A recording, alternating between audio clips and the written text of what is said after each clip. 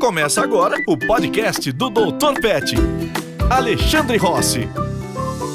Olá, aqui é Ellen Oliveira e eu tô com ele, Alexandre Rossi, o Dr. Pet, que dá nome a esse podcast. Tudo bem, Ale? Tudo ótimo, Ellen. E você? Tudo bem também. E essa é a Mia. Sim, não né? tem jeito, é começar a gravar, falar assim, Ela oi. quer sempre o melhor lugar para ser gravada, filmada e finge que não tá acontecendo nada, mas ela se posiciona sempre no lugar de destaque. Vem cá. Vai reclamar ainda, meninona? E o que a gente vai falar? Do que a gente vai falar hoje? Hoje a gente vai falar sobre cães medrosos. Então, tudo que você imaginar aí que envolve medo, envolve cães, a gente pode conversar nesse episódio. É um prato cheio. Um prato Sim. cheio para muita gente que tem cães medrosos. É muito mais comum do que a maioria das pessoas imagina. Bom, para começar, queria saber, quais são os principais medos, os mais comuns entre os cães? Olha, os principais medos são de barulhos de fogos de artifício. Esse provavelmente é o número 1, mas vai depender muito do estímulo, né? Então, esses estímulos de barulhos altos, como por exemplo, moto não é o que dá mais medo, mas aquele estouro da moto, carro não é, mas de repente um caminhão grande, então barulhos muito altos, vários cães, né? A gente tem uma porcentagem assim, meio calculado por nós, assim, mas 20, 30, 40% dos cachorros que a gente atende tem. Enquanto que medo de passear é mais ou menos de 5 a 10%. E aí já é um medo bem maior. Você fala, vamos passear, ele já coloca o rabinho entre as patas e não quer passear. Enquanto que a gente sabe que a maioria dos cães adora passear. Então é uma tristeza ver o cachorro não querer passear por medo. Uhum. E por que esses medos ocorrem? Quais são as causas? Olha, uma das causas é a sanidade mental. O que você está rindo? Não, achei curioso. Por quê? Não entendi direito. Você imagina o seguinte, cada vez mais as pessoas estão morando nas cidades, né? Nas cidades tem o quê? Tem muita gente passando, tem muito barulho, tem moto que estoura, tem caminhão, tem carro, tudo isso andando numa velocidade que pra gente, se a gente não tivesse noção de que eles têm que andar na rua e não podem passar na calçada, que todo mundo que está vindo, ninguém vai te pegar ou te fazer mal. Se a gente não tivesse essa noção, a gente já estaria apavorado. A gente sabe que a calçada é uma regra nossa, que os carros não passam por cima. Então a gente anda do lado de um monte de carro, inclusive de caminhão passando, de forma rápida e muito perigosa, se não estivesse na rua e andando na calçada. Agora imagina um animal que não entende essas regras sociais. Ele vai aprendendo, mas tem um caminhão vindo praticamente na sua direção, fazendo barulho, e você é 1/10 do seu tamanho real. Então imagine para um Chihuahua, para um Yorkshire, para um cachorro pequenininho, que um passo de uma pessoa pode esmagar o cachorro e ele está andando do seu lado e está passando um monte de carro, um monte de gente correndo, bicicleta e tudo mais. E para ele, a gente espera que ele ande como se tivesse tudo normal. Isso é insanidade. Por isso que eu falei, o medo seria o mais normal. Você pega um animal que não foi selecionado para não ter medo dessas coisas, e o cão tem um longo histórico disso, né? Você pega um lobo ou qualquer animal e coloca ele numa situação, né, que não seja doméstico, que já foi realmente super selecionado para isso, ele fica completamente apavorado, né? Você conseguiu imaginar? Imagina Sim. Você pequenininha, um monte de gente passando, um passo, seu Yorkshire, um Chihuahua, um passo errado, você é esmagado. Sim. Né? Um carro vindo basicamente na sua direção e passa aqui, ó, do lado de você. E a gente está tranquilo, porque a gente sabe que fechou o farol, os carros vão parar, porque vão respeitar, né? O cachorro tá todo mundo passando, e eu vou passar aqui onde todo mundo passa, né? A gente sabe que o estouro de uma moto é só uma falha mecânica, que aquilo lá não vai nos matar. Você imagina para um animal o que aquele estouro poderia representar? Talvez mais antigamente uma árvore caindo, eu tenho que sair correndo, um animal muito grande, ou animais que tiveram histórico de serem caçados, alguém está sendo caçado, alguém está sendo morto, vamos fugir daqui. E tá lá os cachorros completamente insanos, né?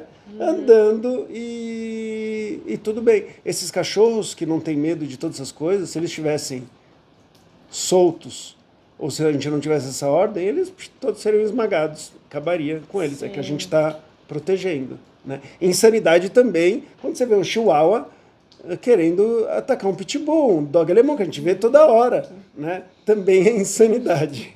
Sim. E qual que é a diferença entre medo e fobia?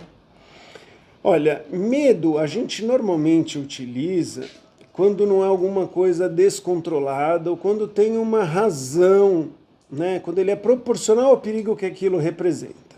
A divisão não é tão clara, tá? Mas a fobia seria uma coisa exagerada, né? Então, por exemplo, você tem medo de uma cobra, né? A partir do momento que você sabe que aquela cobra não é venenosa e que não vai te morder, você poderia estar junto no mesmo ambiente que uma cobra, tudo bem, você pode não querer passar a mão, você pode não ter afinidade. Mas você mesmo sabendo disso, você vê uma cobra e você não pode estar naquele ambiente, você desespera, seu coração vai a mil e você quer fugir de qualquer jeito, é um medo desproporcional. No caso, eu dei o exemplo de que envolve ali a nossa consciência, né? Agora, no caso de um cachorro, a gente imagina o seguinte: estourou uma bomba do lado dele, um fogo de artifício do lado dele, ele toma um baita de um susto e a gente diria que isso é um medo normal, até saudável, esperado. Agora, numa cidade que sempre tem fogos de artifício e tudo mais, e não estão aqui do lado, estão lá longe, ou um trovão que aconteceu lá longe, ou a chuva que o cachorro sabe que vai ter o trovão daqui a pouco, tal, aquilo lá já vai para um medo exagerado, né? O medo, pelo menos nas condições que a gente vive hoje, a gente vai considerar um medo exagerado, porque são coisas seguras, comuns, e que grande parte da população de cães leva numa boa. Então isso será a fobia, tá? Então a fobia é um medo exagerado, desproporcional ao perigo que realmente o animal corre, né? E claro, dependendo do exemplo que você der, vai cair numa linha cinzenta. Dependendo da interpretação, eu vou falar, isso é fobia, isso é um medo natural, normal. Como a gente brincou aqui, de que seria mais natural para um cachorro pequenininho ter mais medo das coisas, né? Mas se ele tiver medo de tudo isso, ele não aproveita a vida, né? E a gente sabe que muitos cães já têm seleção genética e foram socializados adequadamente para conseguir andar do lado de uma avenida movimentada com objetos que são 100 vezes, 1000 vezes maior do que eles, fazendo um baita barulho, e a gente chama aquele cachorro lá de normal. E o que tem medo de tudo isso, ele tem fobia. Né? Então sim, vai depender dessa interpretação.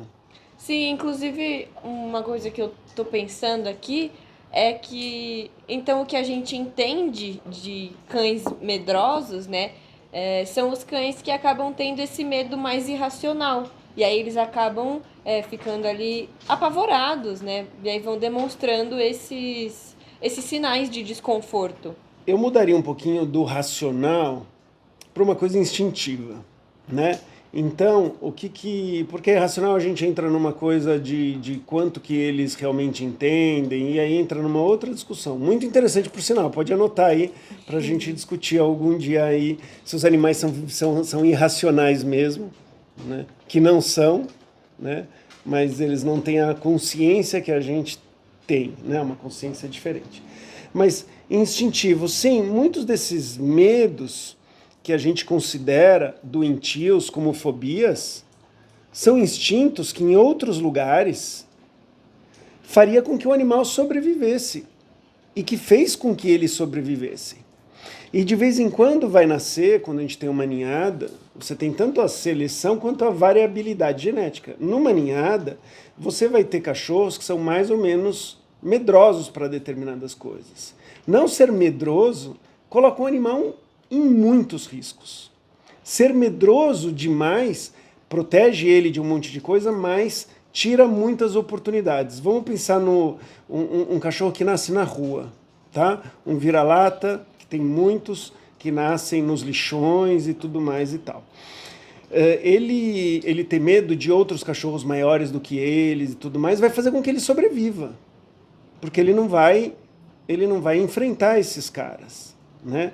E por outro lado, um cachorro que não tem medo de nada, ele pode descobrir uma fonte de alimento ou chegar perto de alguém que vai adotar ou cuidar bem dele. Em compensação, ele pode chegar perto de alguém que vai chutar, que vai machucar, né? Que vai, sei lá, tirar ele de algum lugar que ele está acostumado, por exemplo, e colocar ele em algum outro lugar, tirar de um condomínio e colocar ele, né, num centro de controle de zoonose ou algum outro lugar, por exemplo. Uhum, sim. No geral, os cães são medrosos no nível bom para a sobrevivência deles? Qual é a porcentagem, não sei se você sabe me dizer até, de cães que acabam sofrendo demais com medo? Olha, sofrendo demais com medo, eu chutaria, tá? Que são números bem grandes que a gente atende através, né, da Cão Cidadão. Eu diria que cerca de 10% dos cães, o medo é suficiente para atrapalhar a atividade que eles mais gostam da vida quando eles não têm medo, que é passear com seus tutores. Então a gente tem 10% aí, sendo que uns 5% você fala, vamos passear, ele tem medo. E os outros 5%, mais ou menos, você não pode passear em qualquer lugar, você tem várias restrições. Então esse medo, ele realmente prejudica os cachorros. Agora, se a gente for falar de medos de barulhos, e aí a pessoa que mora às vezes num lugar que não tem muita tempestade, não tem fogos, está mais para o campo e tudo mais e tal, esse medo, que seria na cidade uns 20%, 30%, ele não acontece nesse outro lugar, não tem problema, né? Então, vai depender do local que a gente está levando em consideração. E muitos desses medos, eles vêm juntos, né? Então, tem cachorro desses 20%, 30% que eu estou falando, por exemplo, que mora na cidade que sofre porque tem fogos, né? E tudo mais, ele também pode ter medo de passear. Agora vamos para algum medo que o cachorro não tem e ele acaba se colocando em perigo, né? E isso inclui gatos também. Então, por exemplo, a gente está andando e o gato vem se esfregar nas nossas pernas quando a gente está andando, né? E não tem medo, e quando deveria ter medo, porque vários gatos acabam tomando chute ou as pessoas caem por causa deles esfregando nas pernas. Ele deveria ter medo de um objeto, né, ou de um ser grande se movendo. Você vê que tem cachorros que quando vê uma movimentação de alguma coisa grande, ele sai da frente. Do mesmo jeito que tem gato que faz isso. Mas tem uns que não, né? Tem cachorro e gatos também que a falta de medo atrapalha eles, por exemplo, na segurança de não pular de uma janela de um apartamento. Gato tem mais do que cachorro? Tem, mas tem cachorro que vai lá e salta da janela de um apartamento e morre pela falta de medo. Então, o medo, ele existe para proteger o organismo, proteger o ser. O medo, ele tem realmente uma função. Quando a gente começa a proteger super o animal, a gente fala, esse medo não precisaria ter esse medo, né? Gato tem medo e a gente fala neofobia. Então uma fobia é quase contraditório, né? Porque diz que é um medo exagerado de alimentação nova. Então você dá uma comida nova, o gato ele pode ter medo exagerado, né, de comer. Mas por que isso? Porque na natureza comer coisas desconhecidas podia dar um grande problema para eles. Ratos também. E ratos partem pela seleção que o ser humano acabou fazendo. Como? Colocando veneno nas comidas. Então ele tem fobia de um alimento novo. Então ele vai experimentar um pouquinho. Como se aquilo lá fosse super perigoso. Porque é perigoso. Porque a gente mata muito, nós humanos, né? Matamos muito ratos através da alimentação. Então é um medo, mais uma vez, que salva o bicho. Aí você tem um ratinho de estimação. E fala, que medo exagerado. Neofobia alimentar. É exagerado porque você está protegendo ele dos outros seres humanos que matariam ele com comida envenenada. E a gente comentou aí, né, sobre alguns medos. Medo de passear, medo de barulho, medo de pular de algum lugar alto, né? De um cachorro grande, Sim. maior que ele, né? Sim. Esses são os medos mais comuns? Tem mais algum outro medo que é bem comum? Entre cães ou gatos também? Sim, tem. Medo, quando a gente fala medos em geral, gatos costumam sofrer muito mais. Então, por exemplo, é muito comum gatos que quando alguém recebe a visita, o tutor recebe a visita, ele vai se esconder, ele não aparece até a visita ir embora. Ele às vezes não vai fazer xixi e cocô, às vezes ele não vai beber água, né? Ele fica às vezes esperando com medo. Isso é um medo muito comum no caso dos gatos, né? No caso dos cães, tem vários cães que não foram socializados com pessoas. Eles têm medo de pessoas.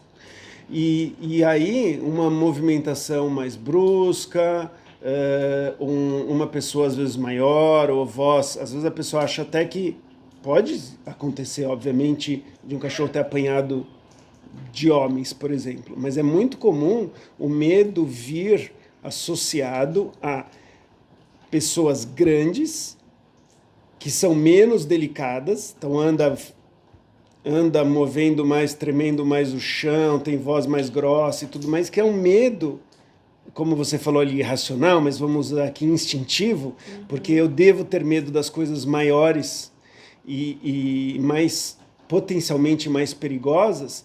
Então muitos cachorros vão ter medo de homens grandes, de homens que falam grosso, homens que são brutos, mesmo sem necessariamente ter apanhado, ter tido qualquer situação ruim. Às vezes ele simplesmente não foi socializado. Isso é bastante comum. Sim.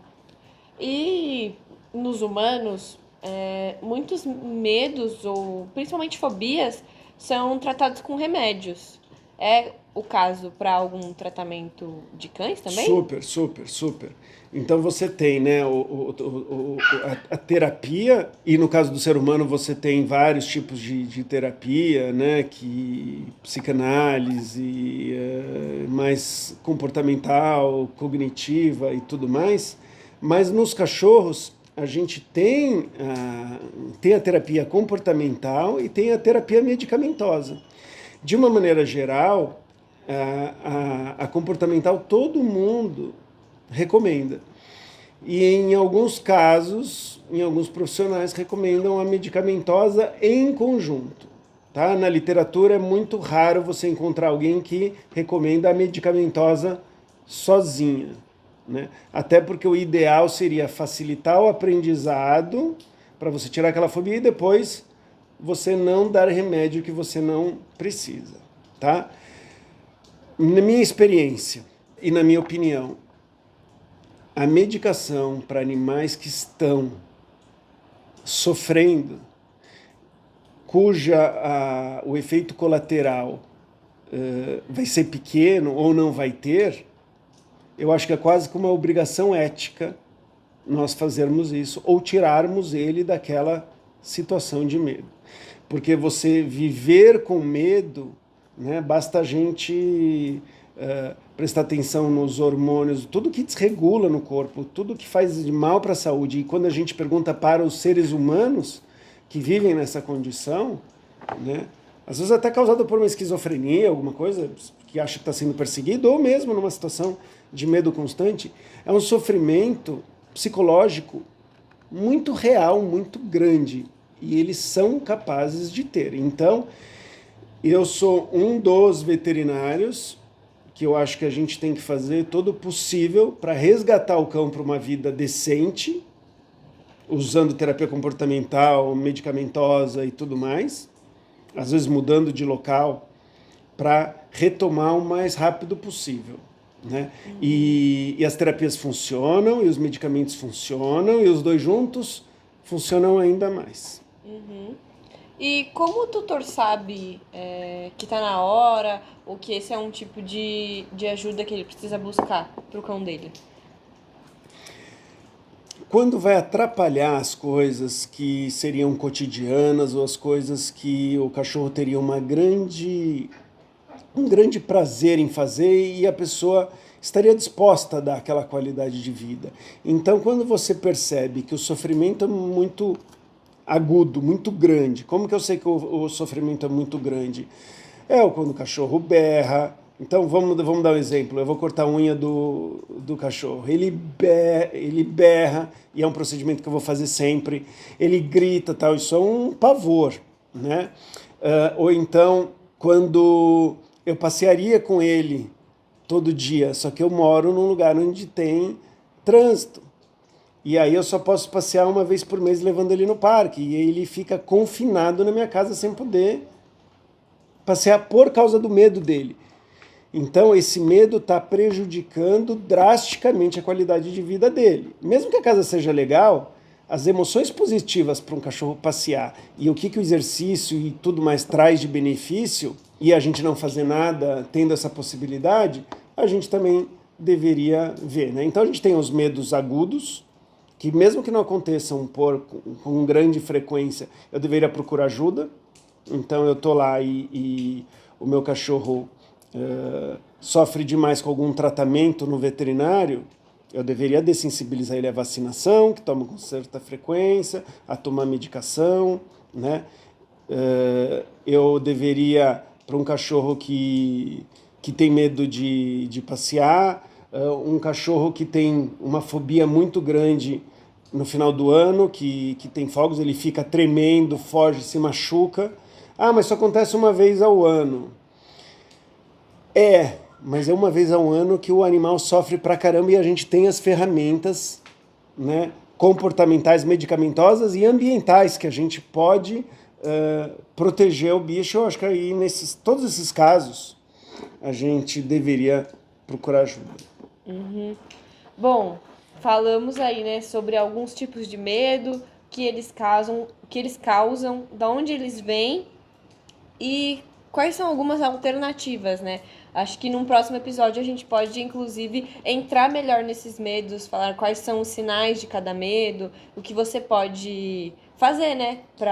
Qual terapia comportamental você pode fazer em casa para ajudar o cachorro a superar isso e ter uma melhor qualidade de vida. Fechado, combinado. Fechado? Então, se você tem aí algum caso de algum cachorro com medo, se tem alguma dúvida sobre esse assunto, deixa aí nos comentários que a gente dá uma olhada e responde no próximo episódio. Você ouviu o podcast do Dr. Pet, Alexandre Rossi.